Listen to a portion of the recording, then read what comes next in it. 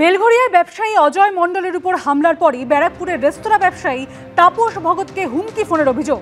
শনিবার টিটাগড় থানায় অভিযোগ দায়ের ব্যবসায়ী তাপস ভগতের। অজয় মণ্ডলের উপর হামলা হয়েছে, এবার তোমার পালা, ফোনে হুমকি, এমনটাই দাবি ব্যবসায়ী তাপস ভগতের। বিহারের জেল থেকে ফোন করেছি, এমনটাই দাবি ফোনে অভিযোগ করেছেন তাপস ভগত। কে ফোন করেছে নাম বলেনি দাবি করেছেন তাপস ভগত।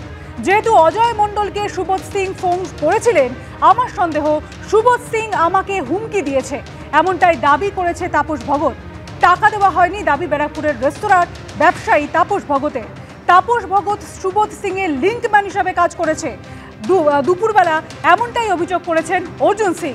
অর্জুন সিংই সুবোধ সিংকে ফোন করেছিলেন, এমনটাই দাবি তাপস ভগতের। কালকেও এসেছিল, কালকে 4টে নাগাদ এসেছিল, আর আজকেও এসেছিল, আজকে 1টা নাগাদ এসেছিল।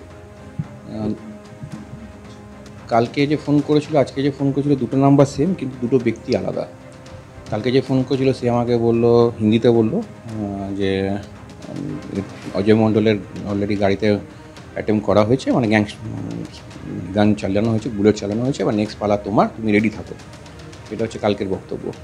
আর আজকে যে বক্তব্য, সে বলছে তোমার মার্ডার হয়ে গেলে ফ্যামিলিতে ক্ষতি হবে, সেটা বলে বাড়ির বাইরে বেরোলে অ্যাক্সিডেন্ট হবে, হ্যান হবে, ত্যান হবে, মার্ডার হয়ে যাবে, এসব বলে ঠেট করা হচ্ছে।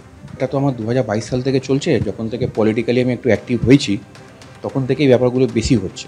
এবার সেটা নিয়ে তো 2022-2023 সালেও আমার রেস্টুরেন্টে বম চালানো হয়েছিল। 2022 সালে টাকা চাওয়া হয়েছিল, সেই টাকাটা দিতে আমি ডিনাই করেছিলাম।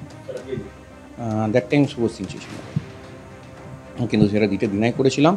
2023 সালে বম চললো রেস্টুরেন্টে, সেটা নিয়ে আমি টিটাগড় থানায় এফআইআর করলাম।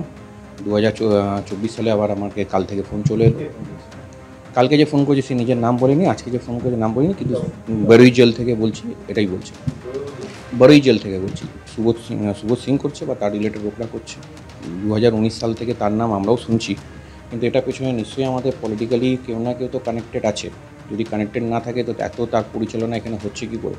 তার মানে আগে থেকে যে জড়িত আছে। আজকের ডেটে ইলেকশন শেষ হয়ে গেল, ইলেকশন শেষ হওয়ার পর আজকের ডেটে ইলেকশনে আফটার ইলেকশন যেভাবে প্রবলেম হয়, সেই প্রবলেমগুলো প্রশাসন হতে দেয়নি, কিন্তু আলটিমেট এসব কাণ্ড ঘটিয়ে ব্যারাকপুরকে ডিস্টার্ব করা হচ্ছে।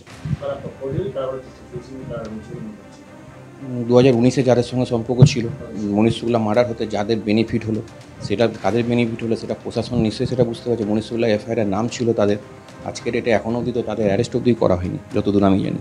আমি কিছুক্ষণ আগেই শুনেছিলাম যেমনি অজয়দার ওপর গাড়িতে গুলি চালানো হয়েছে, আর আমি তো ফোনটা এক্সপেক্ট করিনি, কিন্তু আমি যখন দেখছি একটা আনকমন নাম্বার থেকে ফোন আসছে, তা হোয়াটসঅ্যাপ কল, আমি বুঝতে পেরেছিলাম যে আমার সঙ্গে এমনি কিছু হবে।